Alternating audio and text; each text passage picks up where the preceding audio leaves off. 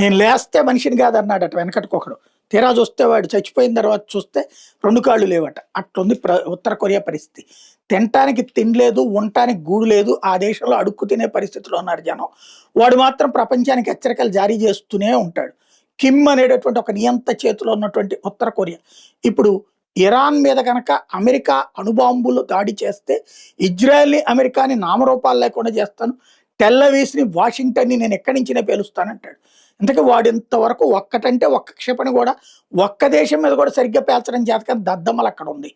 కేవలం ప్రపంచం ముందు వీడి బిల్డప్‌లు, వీడి డ్రామా తప్పించి ఏముండదు. ఆయుధాలు ఉంటాయి. ఆయుధాలు వాడటం ఎట్లాగో తెలీదు. జీపీఎస్‌లు ఈ సిస్టమ్స్ ఆళ్ళ దగ్గర లేవు. Purely failure. బట్ ఆ అహంభావంతో, అహంకారంతో నడిచిపోతా ఉంటాడు. ఇప్పుడు ఆడి కూతుర్ని తీసుకొచ్చి పాలన పెట్టే ముందు ఈ కొత్త వార్నింగులు ప్రపంచానికి. దానికి అమెరికా కూడా ఘాటుగానే సమాధానం ఇచ్చింది. ఇప్పటికి కొన్ని వందల సార్లు మాట్లాడుంటారు.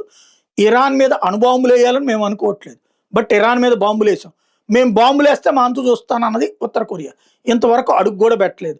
ఇలాంటి హెచ్చరికలతో ఎవరిని మెప్పించడానికి ఇలాంటి దాన్ని మేము లైట్ తీసుకుంటామని తేల్చి చెప్పింది.